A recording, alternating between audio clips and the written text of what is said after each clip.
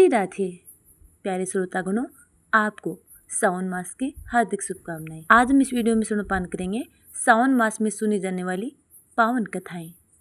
सर्वप्रथम हम जानेंगे आज का पंचांग, उसके बाद सुनेंगे सावन मास की पवित्र कथाएं। आज दिनांक है 11 अगस्त 2026, वार मंगलवार, विक्रम संवत है 2083, शक संवत है 1948।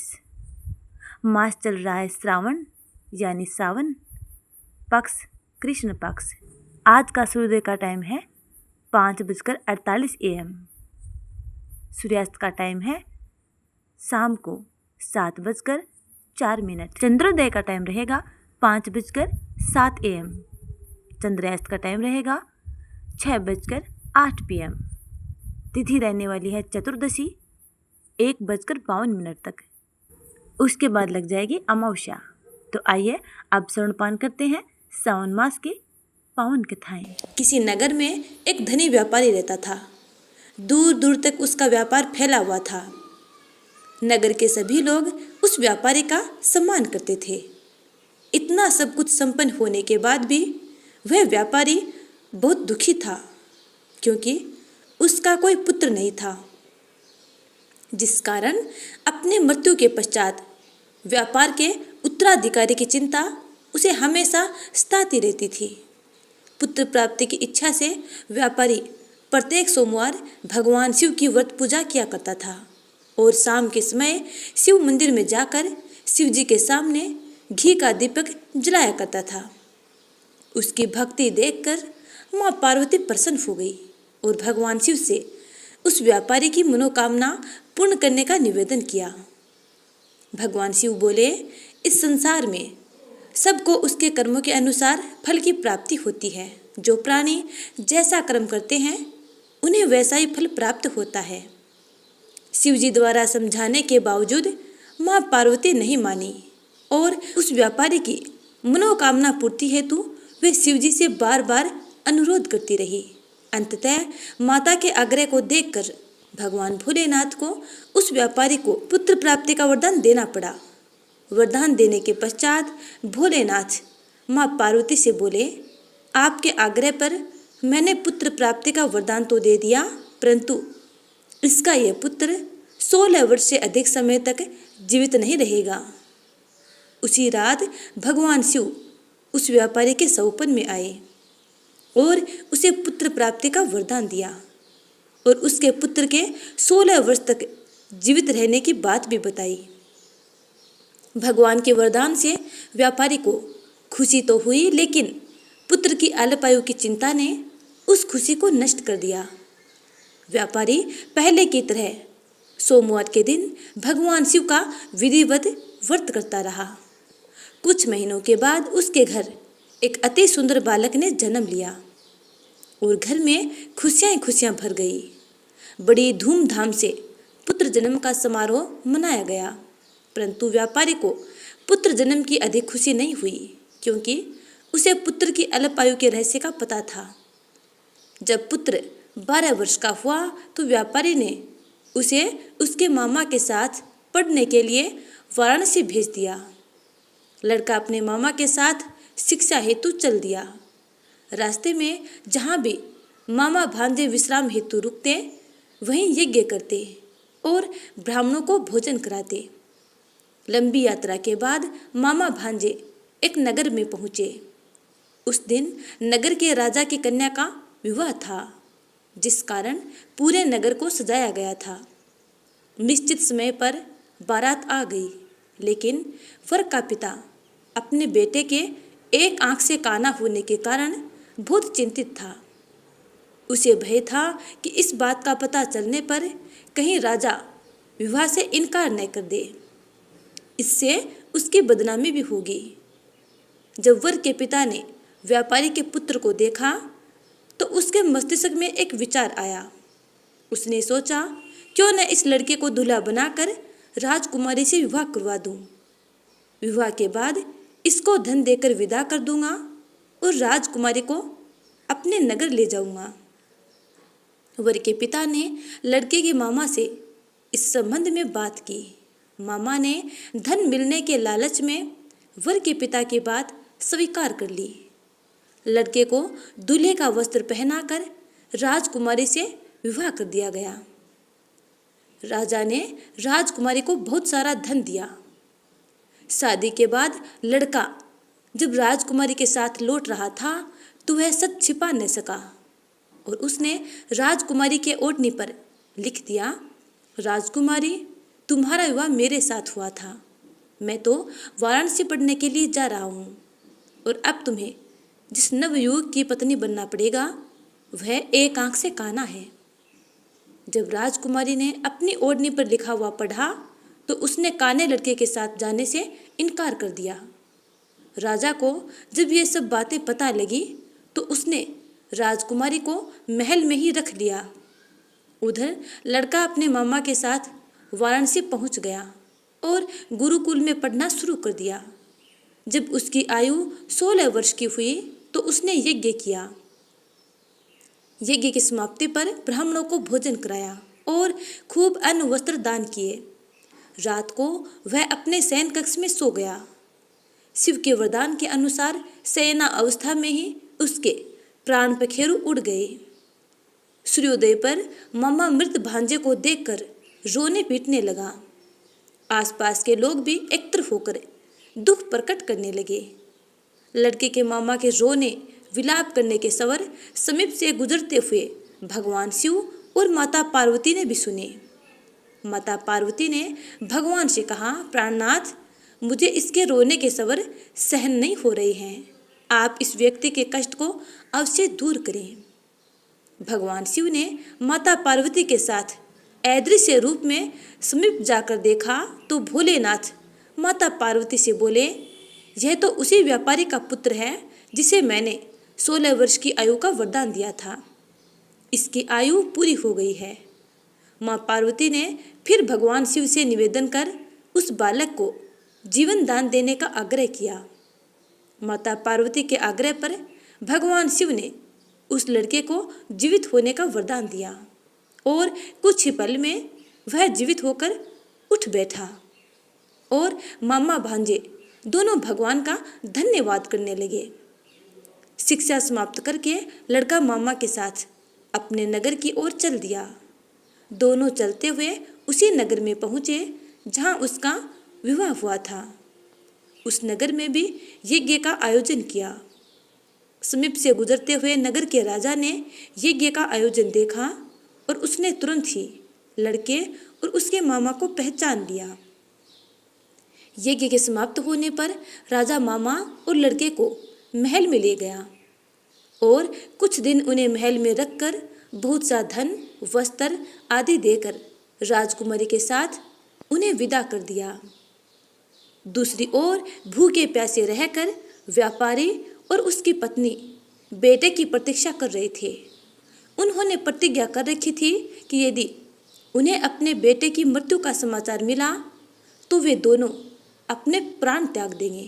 परंतु जैसे ही उन्होंने बेटे के जीवित वापस लौटने का समाचार सुना तो वे बेहद प्रसन्न हुए। वे दोनों मित्रों के साथ नगर के द्वार पर पहुँचे। अपने बेटे के विवाह का समाचार सुनकर पुत्रवधू राजकुमारी को देखकर उनकी खुशी का ठिकाना न रहा। उसी रात भगवान शिव ने व्यापारी के सौपन में आकर कहा, हे श्रेष्ठी, मैंने तेरे सोमवार के व्रत करने और व्रत कथा सुनने से प्रसन्न होकर तेरे पुत्र को लंबी आयु प्रदान की है। पुत्र की लंबी आयु जानकर व्यापारी बहुत प्रसन्न हुआ। शिव भक्त होने तथा सोमवार का व्रत करने से व्यापारी की सभी मनोकामनाएं पूर्ण हुई। इसी प्रकार जो भक्त सोमवार का विधिवत व्रत करते हैं और व्रत कथा सुनते हैं उनके सभी मंगल कामनाएं पूरी होती हैं। तो प्रेम से बोलिए भक्तों, जय उमापति महादेव। अब सुनते हैं अगली कथा। एक बार भगवान भोलेनाथ और माता पार्वती जी मृत्युलोक घूमने की इच्छा से मृत्युलोक में आए। यहाँ माता पार्वती व भगवान शंकर जी मृत्युलोक में घूमते घूमते विदर्भ देशांतर्गत अमरावती नामक नगरी पहुँचे, जो कि बहुत ही सुंदर थी। यहाँ उन्होंने देखा कि अमरावती नगरी अमरपुरी के दृश्य सभी प्रकार के सुखों से परिपूर्ण थी। उस नगरी में राजा द्वारा बनवाया हुआ बहुत सुंदर भगवान भोलेनाथ जी का मंदिर भी था। उस मंदिर में भगवान भोलेनाथ जी और माता पार्वती निवास करने लगे। एक दिन माता पार्वती जी ने भगवान से कहा, हे प्रभु, आज तो हम दोनों चौसर पासा खेलेंगे। शंकर जी ने माता पार्वती जी की बात मान ली और चौसर खेलने लगे। उसी समय मंदिर का पुजारी ब्राह्मण मंदिर में पूजा करने के लिए आया हुआ था। माता ने ब्राह्मण को देखकर एक प्रश्न किया कि पुजारी जी बताओ कि इन बाजी में दोनों में से किसकी जीत होगी और किसकी हार होगी। ब्राह्मण ने बिना सोचे समझे कहा कि भगवान भोलेनाथ ही जीतेंगे। कुछ समय बाद बाजी समाप्त हुई और माता पार्वती जी की विजय हो गई। माता पार्वती को ब्राह्मण के झूठ बोलने पर क्रोध आया और कोढ़ी होने का श्राप दे दिया। भगवान शंकर जी के बहुत समझाने के बाद भी माता नहीं मानी और वो दोनों वहाँ से चले गए। कुछ समय बाद उस ब्राह्मण पुजारी को कोढ़ होने लगा और धीरे धीरे उसके सारे शरीर में कोढ़ हो गई। ऐसे में वह बहुत ही परेशान व दुखी रहने लगा। इस तरह कई दिन बीत गए। फिर एक दिन देवलोक की अप्सराएं शिव जी की पूजा करने उसी मंदिर में आई। अप्सराओं ने उस पुजारी के कष्ट को देखकर बड़े दया भाव से उसके रोगी होने का कारण पूछा। तब पुजारी जी ने आप बीती सभी बातें निसंकोच होकर उन अप्सराओं को बता दी। यह सुनकर वो अप्सराएं बोली, हे ब्राह्मण, तुम दुखी मत हो। भगवान भोलेनाथ जी आपके सभी कष्टों को दूर कर देंगे, परंतु तुम्हें श्रेष्ठ 16 सोमवार के व्रत पूरे विधि विधान और भक्ति भाव से पूरे 16 व्रत करने होंगे और 17वें सोमवार के दिन पाव सेर पवित्र गेहूं के आटे की बाटी बनाएं। उसके बाद घी और गुड़ मिलाकर चूरमा बनाकर भगवान भोलेनाथ जी को प्रसाद चढ़ाना और बाकी के प्रसाद को मंदिर में उपस्थित भक्तों को बांट देना। ऐसे करने से आपकी सभी मनोकामनाएं पूरी होंगी। ऐसा कहकर अप्सराएं देवलोक चली गई। ब्राह्मण भी यथाविधि 16 व्रत सोमवार के करने लगा। ऐसे में भगवान भोलेनाथ की कृपा से धीरे धीरे ब्राह्मण पुजारी कोढ़ से मुक्त होने लगा। कुछ समय बाद भगवान शंकर जी और माता पार्वती जी फिर से उसी मंदिर में पधारे।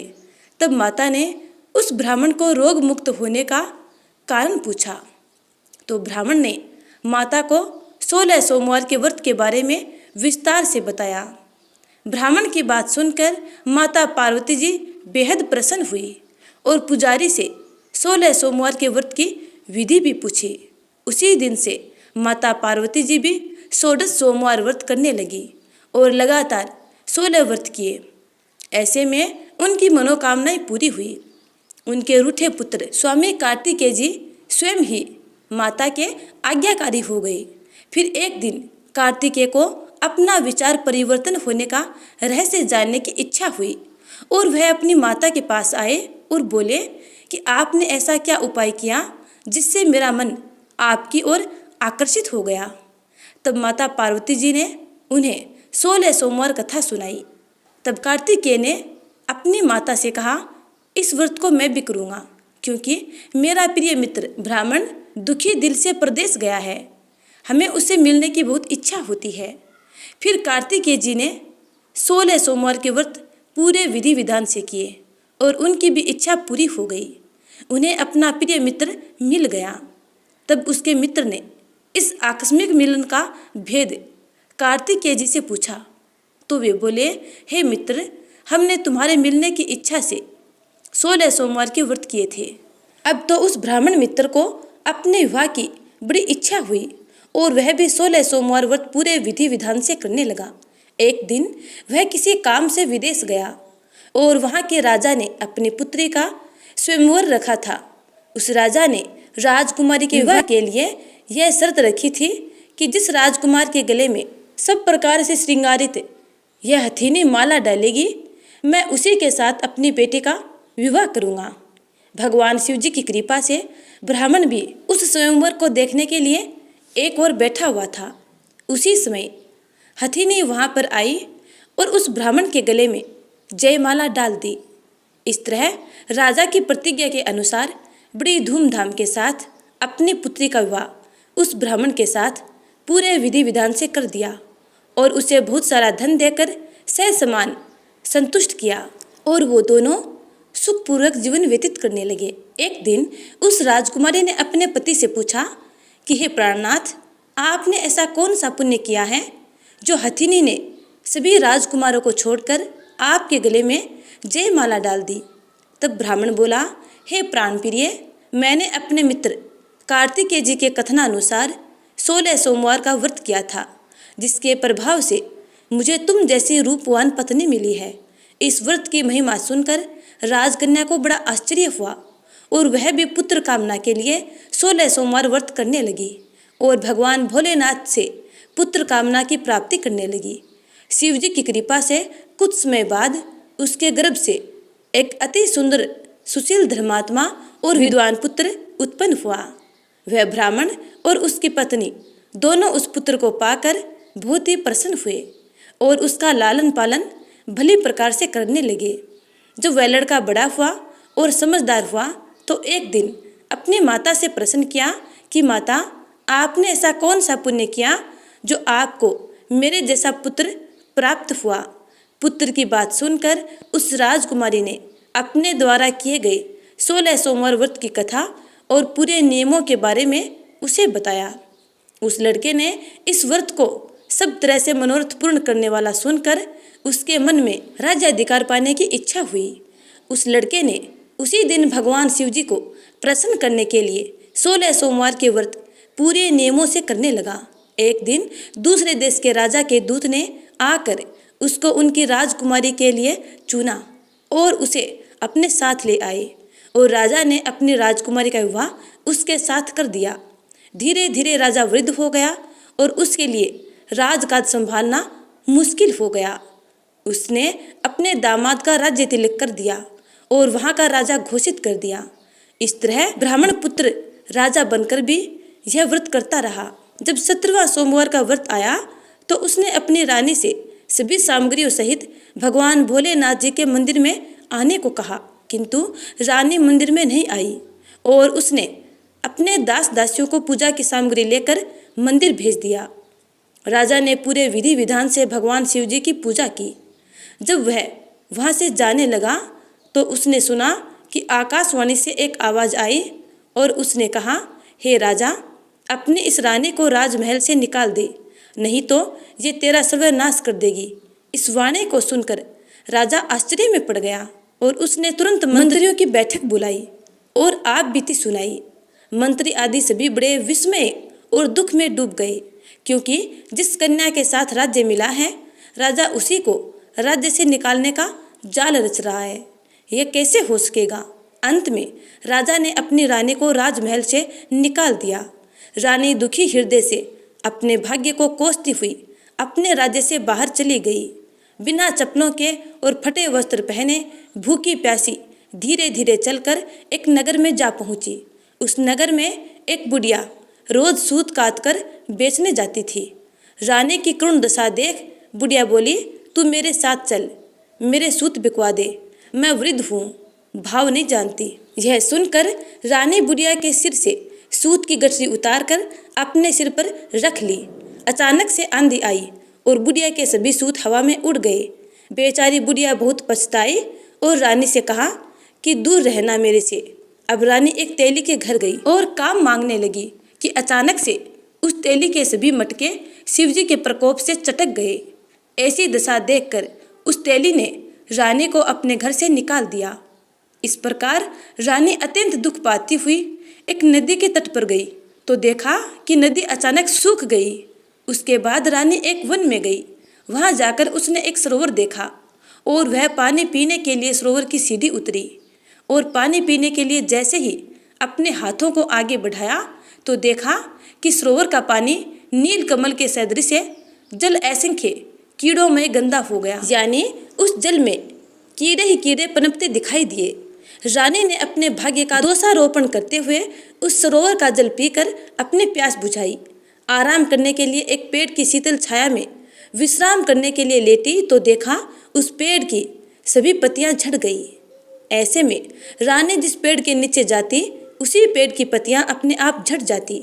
वन सरोवर और पेड़ों की ऐसी दशा देखकर गाय चराते हुए ग्वालों ने अपने गुसाई यानी स्वामी जी से सभी बातें बता दी। गुसाई जी के आदेशानुसार ग्वाले रानी को पकड़कर गुसाई जी के पास ले आए। रानी की मुख कांति और शरीर शोभा देखकर गुसाई जी जान गए कि यह कोई विधि की गति की मारी कुलीन अबला है। ऐसा सोचकर गुसाई जी ने रानी से कहा कि हे पुत्री, मैं तुमको पुत्री समान रखूंगा, तुम मेरे आश्रम में ही रहो और मैं तुम्हें किसी प्रकार का कष्ट नहीं होने दूंगा। गुसाई जी से ऐसे वचन सुनकर रानी को थोड़ी धीरज मिली और वह आश्रम में ही निवास करने लगी। आश्रम में रानी खाना बनाती तो उसके खाने में कीड़े पड़ जाते और जब वह पानी भरने जाती तो उसमें भी कीड़े कीड़े हो जाते। अब तो गुसाई जी भी बड़े दुखी हो गए और रानी से बोले कि बेटी, तेरे पर कौन से देवता का कोप है जिससे तेरी ऐसी दशा है। गुसाई जी की बात सुनकर रानी ने अपने पति के साथ भगवान शिव जी की पूजा नहीं करने की पूरी कथा सुनाई। रानी की बात सुनकर गुसाई जी ने उसे इस कोप से मुक्त होने के लिए 16 सोमवार व्रत की कथा पूरे विधि विधान से करने को कहा। गुसाई जी की बात सुनकर वह प्रत्येक सोमवार का व्रत पूरे नियमों से करने लगी। जब रानी के पूरे 16 सोमवार के व्रत हो गए और जब उसने 17वें सोमवार का व्रत किया और रोज की तरह भगवान भोलेनाथ जी की पूजा कर रही थी तो भगवान शिव जी के प्रभाव से राजा के मन में अपनी रानी का विचार उत्पन्न हुआ और सोचा कि मेरी रानी को गए हुए बहुत समय बीत गया है, न जाने कहाँ कहाँ भटकती होगी, मुझे उसे ढूंढना चाहिए। राजा ने यह सोचकर अपनी रानी की तलाश में चारों दिशाओं में अपने सैनिकों को भेजा। सैनिक अपनी रानी को ढूंढते हुए गुसाई जी के आश्रम में आ पहुँचे। सैनिक अपनी रानी को वहां पाकर पुजारी जी से अपनी रानी को साथ भेजने के लिए कहा, किंतु गुसाई जी ने मना कर दिया और सैनिक चुपचाप लौट गए। राजा को सभी बातें बताई। तब राजा स्वयं रानी को लेने गुसाई जी के आश्रम पर आए और पुजारी जी से प्रार्थना करते हुए बोले, महाराज, जो देवी आपके आश्रम में रहती है वो मेरी पत्नी है। शिव जी के कोप से मैंने इसका त्याग कर दिया था। अब इस पर से भगवान शिव जी का कोप शांत हो गया है, इसलिए मैं इसे लेने के लिए आया हूँ। आपकी आज्ञा हो तो मैं इसे ले जा सकता हूँ। गुसाई जी ने राजा के वचनों को सत्य समझकर रानी को राजा के साथ जाने की आज्ञा दे दी। गुसाई जी की आज्ञा पाकर रानी अपने पति के साथ अपने राज्य के लिए चल दी। रानी के आने की खबर पाकर राज्य के निवासी अनेक प्रकार के बाजे बजाने लगे। नगर के दरवाजे पर तोरण बंधनवारों से विविध विधि से नगर को सजाया। नगर में घर घर में मंगल गान होने लगे। पंडितों ने विविध वेद मंत्रों का उच्चारण करके अपनी रानी का स्वागत किया। इस प्रकार रानी ने अपनी राजधानी में पुनः प्रवेश किया। राजा ने अपनी रानी के आने की खुशी में ब्राह्मणों को अनेक प्रकार के दान आदि देकर संतुष्ट किया। याचकों को धन धान्य दिया और पूरी नगरी में जगह जगह सदा व्रत खुलवाए, जहाँ भूखों और गरीबों को खाने को मिला। इस प्रकार राजा रानी भगवान भोलेनाथ जी की कृपा से सभी प्रकार के सुख भोगते हुए और 16 सोमवार व्रत की कथा करते रहे। अंत में अनेक प्रकार के सुख भोगते हुए शिवपुरी को प्राप्त हुए। इसी कारण कहते हैं कि जो भी मनुष्य भगवान भोलेनाथ जी की भक्ति मन वचन कर्म द्वारा 16 सोमवार के व्रत पूरे विधि विधान से करेगा, वह इस मृत्यु लोक से समस्त सुख को भोग कर अंत में भगवान के चरणों में शिवपुरी को प्राप्त होगा और इस व्रत के करने से सभी मंगल कामनाएं पूरी होती हैं। अब सुनते हैं दूसरी कथा। एक बार राक्षस राज रावण ने हिमालय पर स्थित होकर भगवान शिव की घोर तपस्या की। उस राक्षस ने अपना एक एक सिर काट काट कर शिवलिंग पर चढ़ा दिए। इस प्रक्रिया में उसने अपने 9 सिर चढ़ा दिए तथा 10वें सिर को काटने के लिए जब वह उद्यत हुआ तब तक भगवान शंकर प्रसन्न हो उठे। प्रकट होकर भगवान शिव ने रावण के 10 सिरों को पहले की भांति वापस कर दिया। उन्होंने रावण से वर मांगने के लिए कहा। रावण ने भगवान शिव से कहा कि मुझे इस शिवलिंग को ले जाकर लंका में स्थापित करने की अनुमति प्रदान करें। शंकर जी ने रावण को इस प्रतिबंध के साथ अनुमति प्रदान कर दी कि यदि इस लिंग को ले जाते समय रास्ते में धरती पर रखोगे तो वहीं पर यह शिवलिंग स्थापित हो जाएगा, अर्थात अचल हो जाएगा, फिर वहाँ से कभी नहीं हिलेगा। जब रावण शिवलिंग को लेकर चला तो मार्ग में चिता भूमि में ही उसे लघु शंका करने की प्रवृत्ति हुई। उसने उस लिंग को एक अहीर को पकड़ा दिया और लघु शंका से निवृत्त होने चला गया। इधर शिवलिंग भारी होने के कारण उस अहीर ने उसे भूमि पर रख दिया। वह लिंग वहीं अचल हो गया।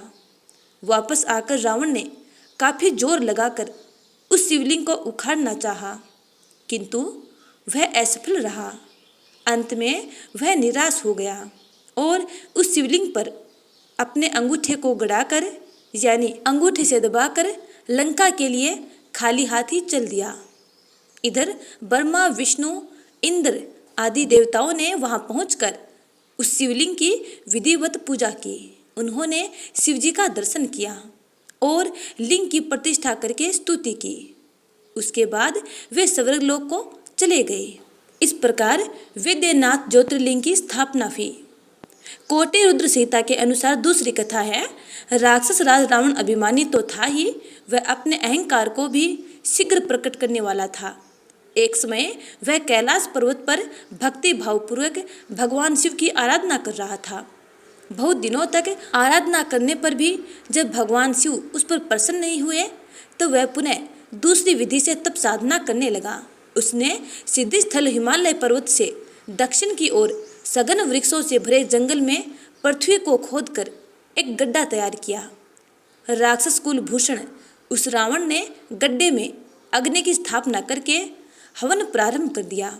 उसने भगवान शिव को भी वहीं अपने पास ही स्थापित किया था। तप के लिए उसने कठोर संयम नियम को धारण किया। वह गर्मी के दिनों में 5 अग्नियों के बीच में बैठकर पंचाग्नि सेवन करता था, तो वर्षा काल में खुले मैदान में चबूतरे पर सोता था और शीतकाल में आकंठ जल के भीतर खड़े होकर साधना करता था। इन विधियों के द्वारा रावण की तपस्या चल रही थी। इतने कठोर तप करने पर भी भगवान महेश्वर उस पर प्रसन्न नहीं हुए। ऐसा कहा जाता है कि दुष्ट आत्माओं द्वारा भगवान को रिझाना बड़ा कठिन होता है। कठिन तपस्या से जब रावण को सिद्धि नहीं प्राप्त हुई तब रावण अपना एक एक सिर काट कर शिव जी की पूजा करने लगा। वह शास्त्र विधि से भगवान की पूजा करता और उस पूजन के बाद अपना एक मस्तक काटता तथा भगवान को अर्पित कर देता था। इस प्रकार क्रम से उसने अपने 9 मस्तक काट डाले। जब वह अंतिम 10वां मस्तक काटने चला तब तक भक्त वत्सल भगवान महेश्वर उस पर संतुष्ट और प्रसन्न हो गए। उन्होंने साक्षात प्रकट होकर रावण के सभी मस्तकों को स्वस्थ करते हुए उन्हें पूर्ववत जोड़ दिया। भगवान ने राक्षस राज रावण को उसकी इच्छा के अनुसार अनुपम बल और पराक्रम प्रदान किया। भगवान शिव का कृपा प्रसाद ग्रहण करने के बाद नतमस्तक होकर विनम्र भाव से उसने हाथ जोड़कर कहा, देवेश्वर आप मुझ पर प्रसन्न होइए। मैं आपकी शरण में आया हूँ और आपको लंका ले चलता हूँ। आप मेरा मनोरथ सिद्ध कीजिए। इस प्रकार रावण के कथन को सुनकर भगवान शंकर असमंजस की स्थिति में पड़ गए। उन्होंने उपस्थित धर्म संकट को टालने के लिए अनमने होकर कहा, राक्षस राज तुम मेरे इस उत्तम लिंग को भक्ति भावपूर्वक अपनी राजधानी ले जाओ, किंतु यह ध्यान रखना रास्ते में तुम इसे यदि पृथ्वी पर रखोगे तो यह वहीं अचल हो जाएगा। अब तुम्हारी जैसी इच्छा हो वैसा करो। भगवान शिव द्वारा ऐसा कहने पर बहुत अच्छा ऐसा कहता हुआ राक्षस राज रावण उस शिवलिंग को साथ लेकर अपनी राजधानी की ओर चल दिया। भगवान शंकर की माया शक्ति के प्रभाव से उसे रास्ते में जाते हुए मूत्रोत्सर्ग करने की प्रबल इच्छा हुई। सामर्थ्यशाली रावण मूत्र के वेग को रोकने में असमर्थ रहा और शिवलिंग को एक गवाल के हाथ में पकड़ाकर स्वयं मूत्र करने के लिए बैठ गया। एक मुहूर्त बीतने के बाद वह ग्वाला शिवलिंग के भार से पीड़ित हो उठा और उसने लिंग को पृथ्वी पर रख दिया। पृथ्वी पर रखते ही वह मणिमय शिवलिंग वहीं पृथ्वी में स्थिर हो गया। जब शिवलिंग लोक कल्याण की भावना से वहीं स्थिर हो गया, तब निराश होकर रावण अपनी राजधानी की ओर चल दिया।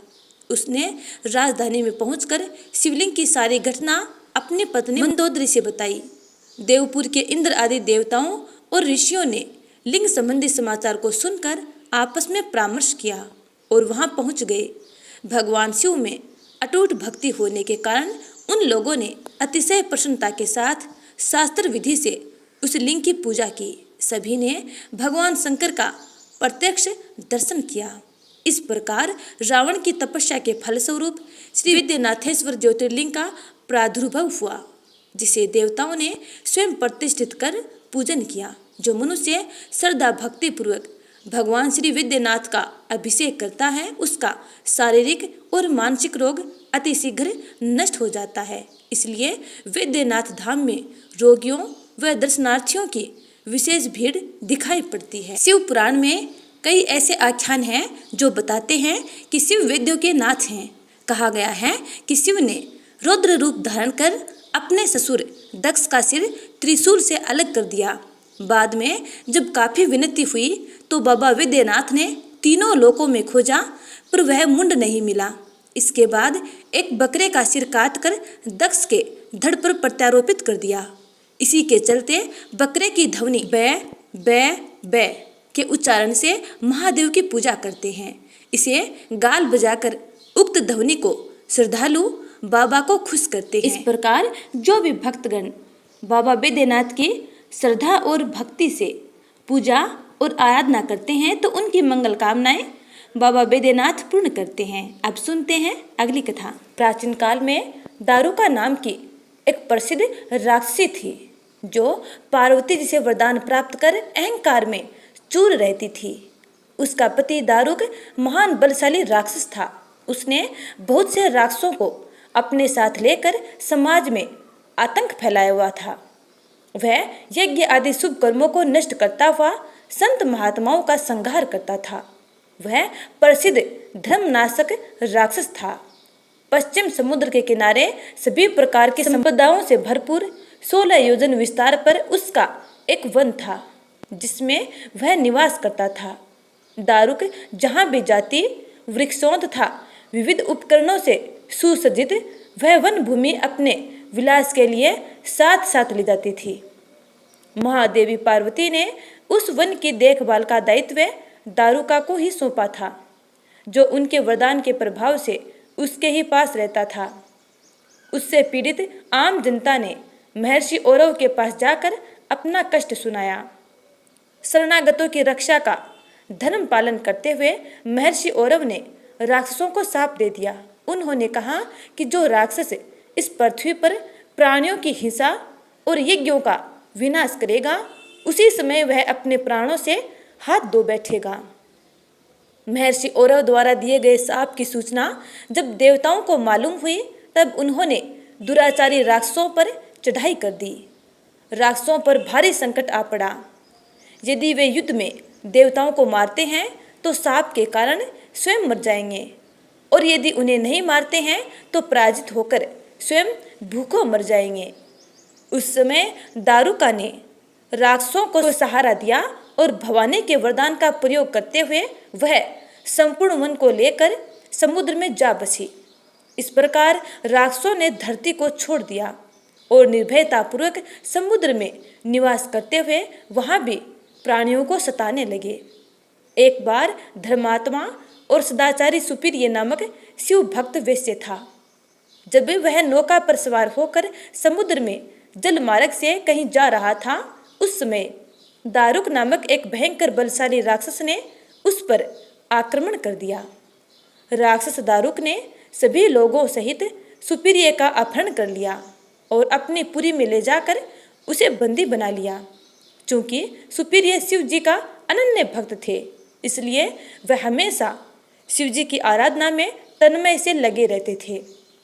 कारागार में भी उनकी आराधना बंद नहीं हुई और उन्होंने अपने अन्य साथियों को भी शिव जी की आराधना के प्रति जागरूक कर दिया। वे सभी शिव भक्त बन गए। कारागार में शिव भक्ति का ही बोलबाला हो गया। जब इसकी सूचना राक्षस दारुक को मिली तो वह क्रोध में उबल उठा। उसने देखा कि कारागार में सुपीरियर ध्यान लगाए बैठा है तो उसे डांटते हुए बोला, वैसे तू आंखें बंद करके मेरे विरुद्ध कौन सा षड्यंत्र रच रहा है। वह जोर जोर से चिल्लाता हुआ धमका रहा था। इसका उस पर कुछ भी प्रभाव न पड़ा। घमंडी राक्षस दारुक ने अपने अनुचरों को आदेश दिया कि इस शिव भक्त को मार डालो। अपनी हत्या के भय से भी सुपीरियर डरे नहीं और वह भयहारी संकट मोचक भगवान शिव को पुकारने में ही लगे रहे। देव, आप ही हमारे सर्वस्व हैं, आप ही हमारे जीवन और प्राण हैं। इस प्रकार सुपीरियर वैश्य की प्रार्थना को सुनकर भगवान शिव एक बिल से प्रकट हो गए। उनके साथ ही 4 दरवाजों का एक सुंदर मंदिर प्रकट हुआ। उस मंदिर के मध्य भाग में गर्भगृह में एक दिव्य ज्योतिर्लिंग प्रकाशित हो रहा था तथा शिव परिवार के सभी सदस्य भी उसके साथ विद्यमान थे। वैसे सुपीरियर ने शिव परिवार सहित उस ज्योतिर्लिंग का दर्शन और पूजन किया। सुपीरियर के पूजन से प्रसन्न भगवान शिव ने स्वयं पाशुपत शास्त्र लेकर प्रमुख राक्षसों को व उनके अनुचरों को तथा उनके सारे संसाधनों अस्त्र शस्त्रों को नष्ट कर दिया। लीला करने के लिए स्वयं शरीर धारण करने वाले भगवान शिव ने अपने भक्त सुपीरियर आदि की रक्षा करने के बाद उस वन को भी यह वर दिया, आज से इस वन में ब्राह्मण, क्षत्रिय, वैश्य तथा शूद्र इन 4 वर्णों के धर्मों का पालन किया जाएगा। इस वन में शिव धर्म के प्रचारक श्रेष्ठ ऋषि मुनि निवास करेंगे और यहाँ तामसिक दुष्ट राक्षसों के लिए कोई स्थान न होगा। राक्षसों पर आए हुए इसी भारी संकट को देखकर राक्षसी दारुका ने दीन भाव से देवी पार्वती की स्तुति की। उसकी प्रार्थना से प्रसन्न माता पार्वती ने पूछा, बताओ मैं तेरा कौन सा प्रिय कार्य करूं। दारुका ने कहा, माँ आप मेरे कुल की रक्षा करें। पार्वती ने उसके कुल की रक्षा का आश्वासन देते हुए भगवान शिव से कहा, नाथ आपकी कही हुई बात इस युग के अंत में सत्य होगी, तब तक यह तामसिक सृष्टि भी चलती रहे, ऐसा मेरा विचार है। माता पार्वती शिव से आग्रह करती हुई बोली कि मैं भी आपके आश्रय में रहने वाली हूँ, आपकी ही हूँ, इसलिए मेरे द्वारा दिए गए वचन को भी आप प्रमाणित करें। यह राक्षसी दारुका राक्षसियों में बलिष्ठ मेरी ही शक्ति तथा देवी है, इसलिए यह राक्षसों के राज्य का शासन करेगी।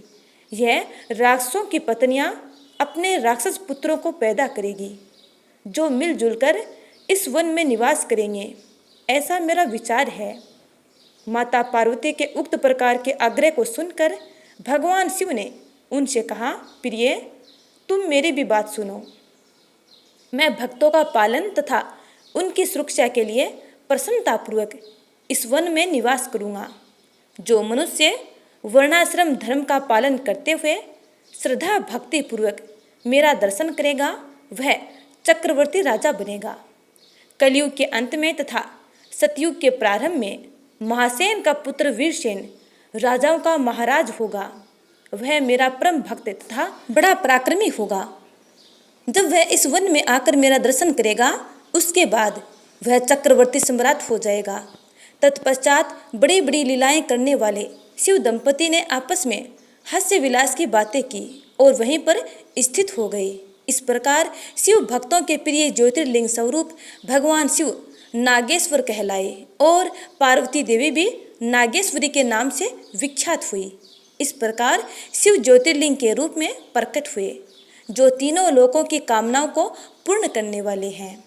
नागेश्वर ज्योतिर्लिंग के दर्शन करने के बाद जो मनुष्य उसकी उत्पत्ति और महात्म्य संबंधी कथा को सुनता है अथवा अन्य को सुनाता है वह समस्त पापों से मुक्त हो जाता है तथा संपूर्ण भौतिक और आध्यात्मिक सुखों को प्राप्त करता है। तो प्रेम से बोलिए भक्तों, हर हर महादेव।